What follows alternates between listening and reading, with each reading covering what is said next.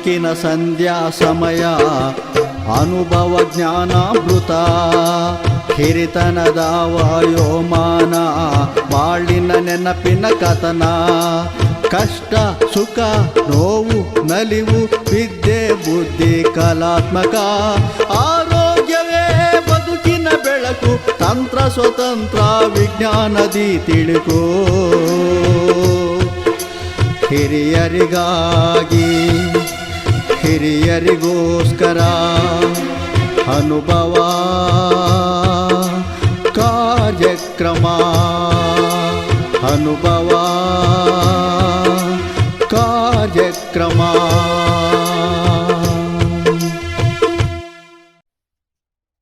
ಈ ಕಾರ್ಯಕ್ರಮವನ್ನು ವಿಜ್ಞಾನ ಪ್ರಸಾರ ಮತ್ತು ಅಳಗಪ್ಪ ವಿಶ್ವವಿದ್ಯಾನಿಲಯ ಪ್ರಾಯೋಜಿಸಿದೆ. ಇಂದು ನಮ್ಮೊಂದಿಗೆ ಇಸ್ರೋದ ಮಾಜಿ ವಿಜ್ಞಾನಿ ಡಾಕ್ಟರ್ CR ಸತ್ಯ ಇದ್ದಾರೆ. ಅವರ ಜೀವನ ಮತ್ತು ಸಾಧನೆಗಳ ಬಗ್ಗೆ ತಿಳಿದುಕೊಳ್ಳೋಣ. ನಮಸ್ಕಾರ ಡಾಕ್ಟರ್ ಸತ್ಯ ಅವರಿಗೆ. ನಾನು ಕೊಳ್ಳೇಗಾಲ ಶರ್ಮಾ ಮೈಸೂರಿನಿಂದ ಮಾತಾಡ್ತಾ ಇದ್ದೇನೆ.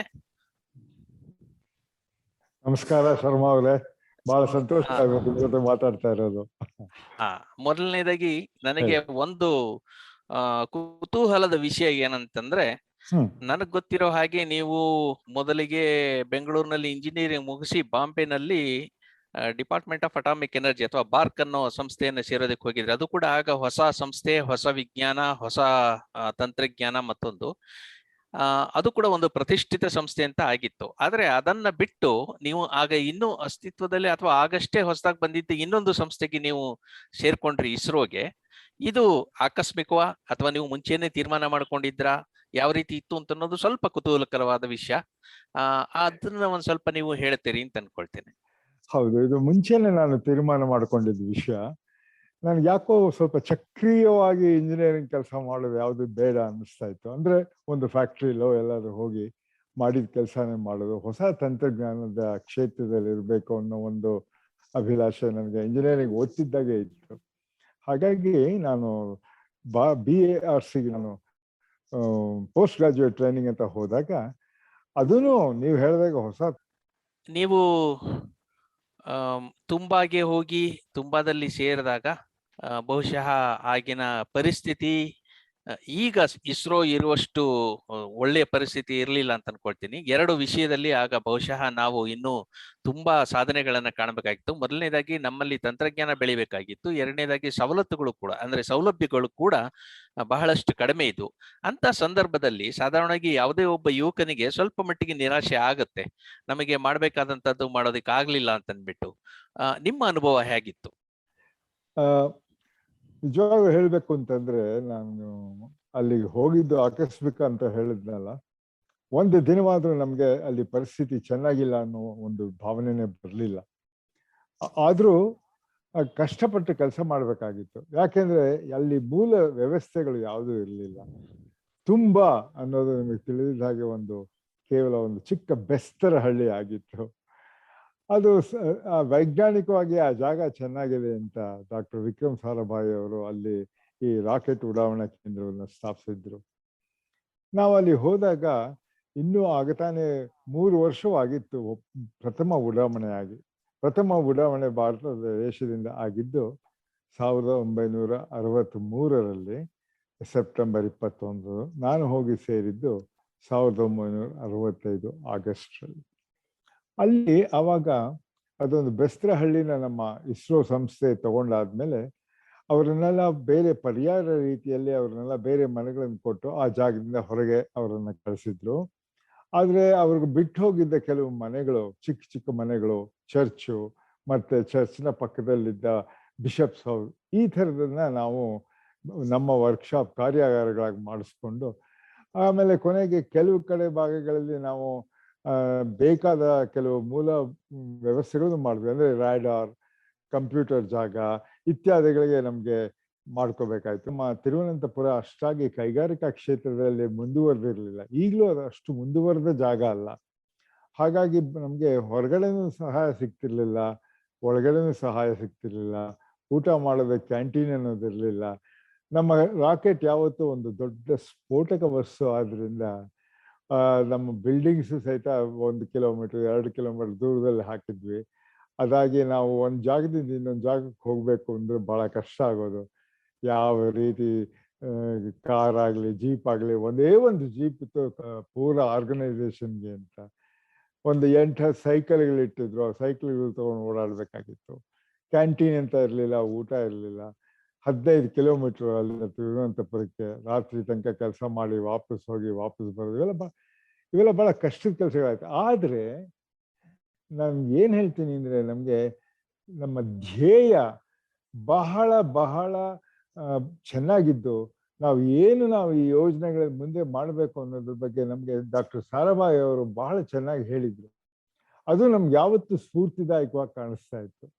ನನಗೇನನ್ಸುತ್ತೆ, ಒಂದು ದಿವಸ ಆದರೂ ನಾವು ನಮ್ಮ ಸಂಬಳದ ಬಗ್ಗೆ ಆಗಲಿ, ನಮ್ಮ ಅನುಕೂಲಗಳ ಬಗ್ಗೆ ಆಗಲಿ ನಾವು ಯೋಚಿಸ್ತಿಲ್ಲ. ಅದು ಅಲ್ಲದೆ ಅಲ್ಲಿ ನಮ್ಮ ನಮ್ಮಿಂದ ಕೆಲಸ ತೆಗೆಯೋರು ಇನ್ಯಾರು ಅಲ್ಲ, ಡಾಕ್ಟರ್ ಅಬ್ದುಲ್ ಕಲಾಂ, ಡಾಕ್ಟರ್ ವಿಕ್ರಮ್ ಸಾರಾಭಾಯಿ, ಇಂಥ ಮಹನೀಯರುಗಳು.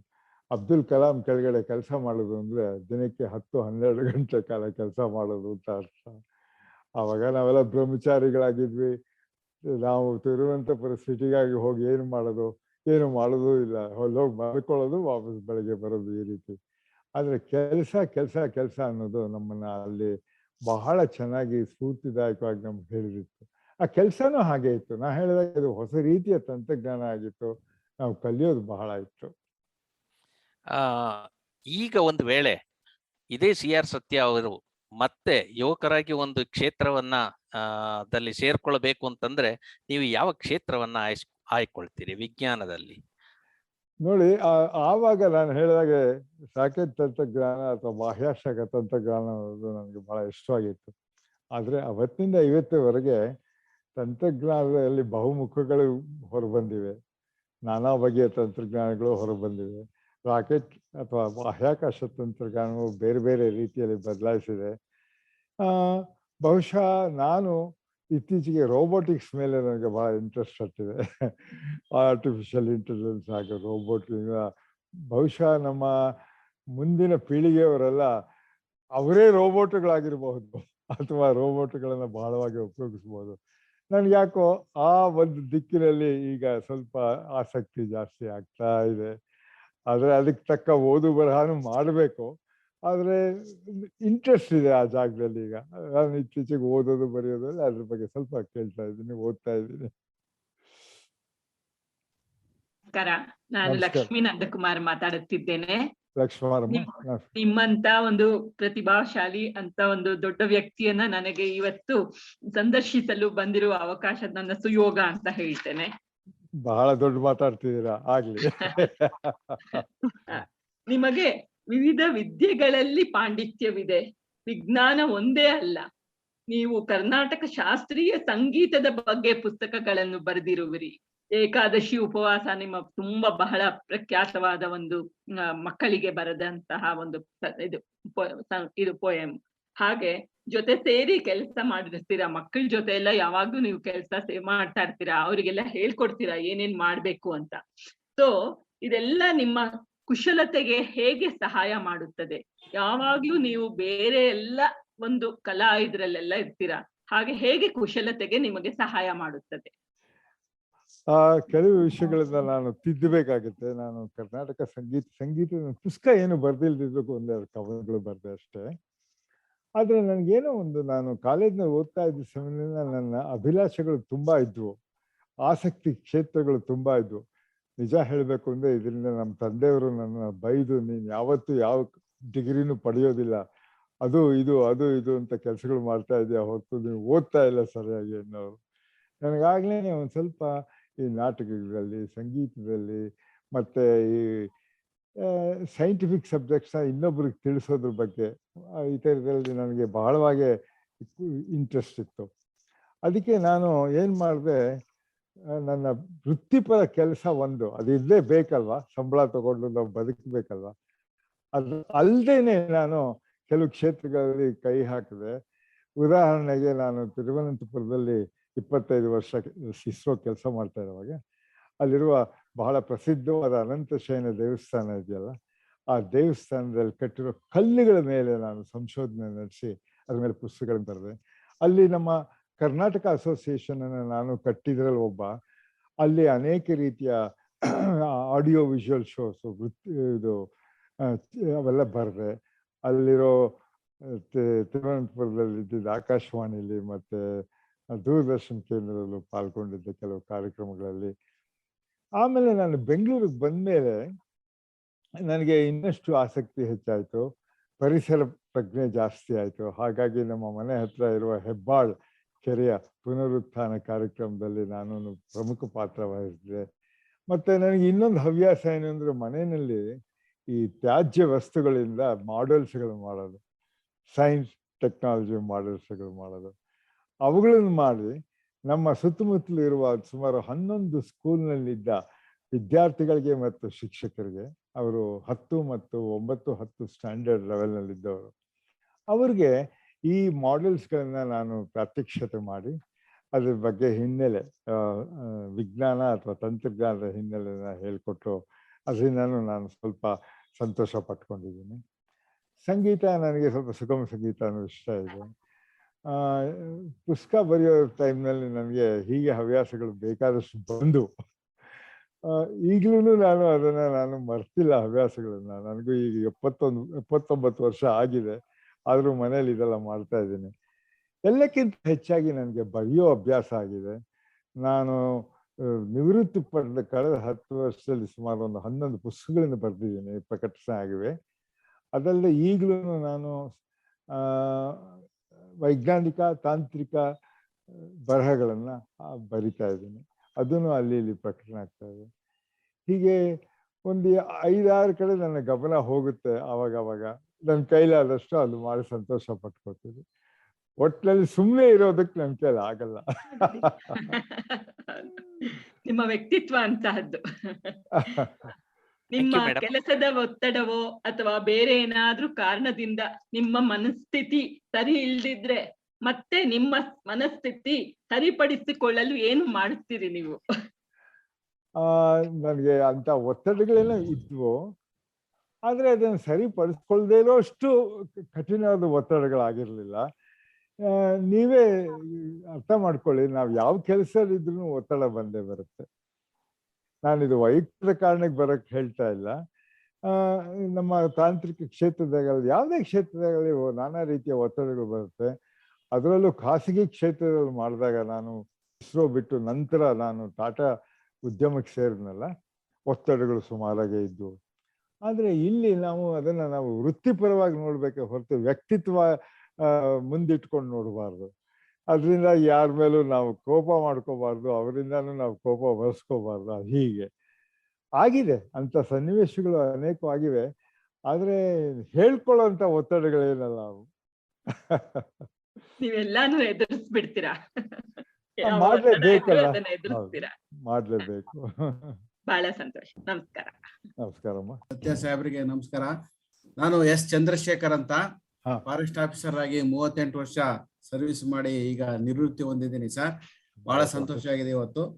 ಆಕ್ಚುಲಿ ಸರ್, ತಾವು ತಿರುವನಂತಪುರದಲ್ಲಿ ಸುಮಾರು 25 ವರ್ಷಗಳ ತನಕ ಅವಧಿಯಲ್ಲಿ ನಮ್ಮ ಡಾಕ್ಟರ್ APJ ಕಲಾಂ ಜೊತೆನೂ ಸಹ ಅಸಿಸ್ಟೆಂಟ್ ಆಗಿ, ಅಂದ್ರೆ ಡೆಪ್ಯೂಟಿ ಆಗಿ ಕೆಲಸ ನಿರ್ವಹಿಸಿದ್ದು ಬಹಳ ಸಂತೋಷ ಆಗಿದೆ ಸರ್. ತಮ್ಮ ಈ ವೃತ್ತಿಯಲ್ಲಿ ಅತ್ಯಂತ ಹೆಮ್ಮೆಯ ಕ್ಷಣ ಯಾವುದು ಅಂತ ಕೇಳಲಿಕ್ಕೆ ನಾವು ಬಯಸ್ತಾ ಇದೀವಿ ಸರ್. ಕ್ಷಣ, ಮೊಮೆಂಟ್, ಪ್ರೌಡೆಸ್ಟ್ ಮೊಮೆಂಟ್.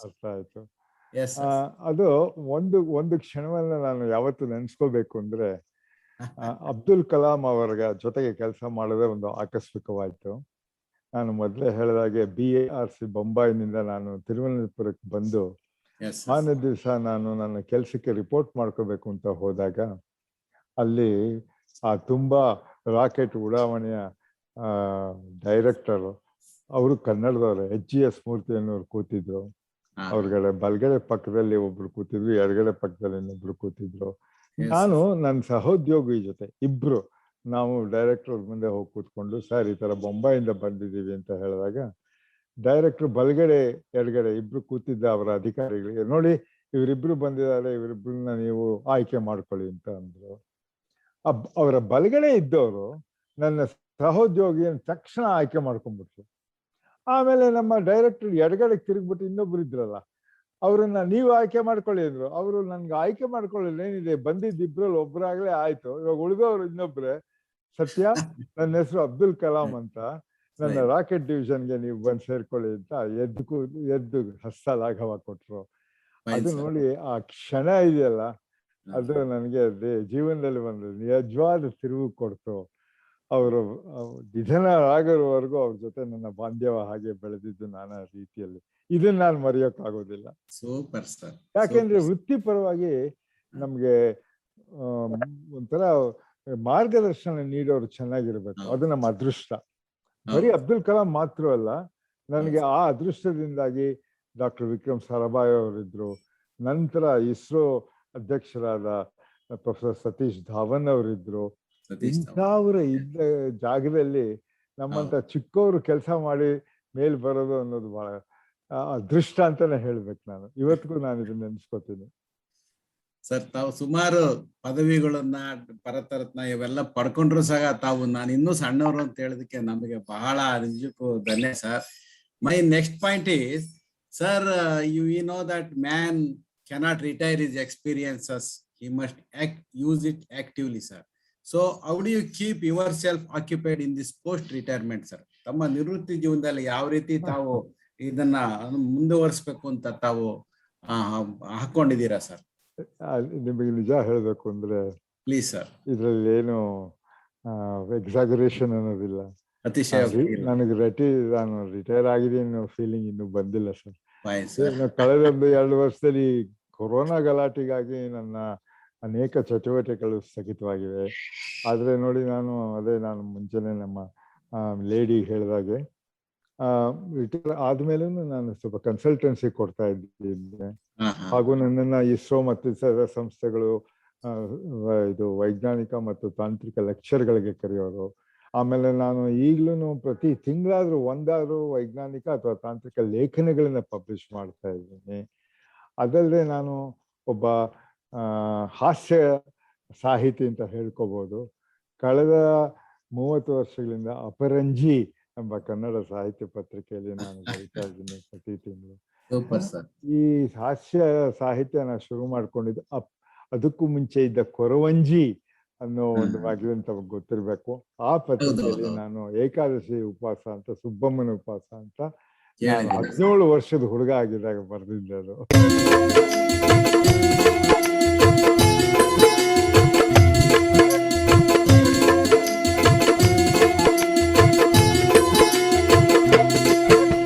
ಬದುಕಿನ ಸಂಧ್ಯಾ ಸಮಯ ಅನುಭವ ಜ್ಞಾನಾಮೃತ, ಹಿರಿತನದ ವಾಯೋಮಾನ, ಬಾಳಿನ ನೆನಪಿನ ಕಥನ, ಕಷ್ಟ ಸುಖ ನೋವು ನಲಿವು, ವಿದ್ಯೆ ಬುದ್ಧಿ ಕಲಾತ್ಮಕ, ಆರೋಗ್ಯವೇ ಬದುಕಿನ ಬೆಳಕು, ತಂತ್ರ ಸ್ವತಂತ್ರ ವಿಜ್ಞಾನದಿ ತಿಳುಕು.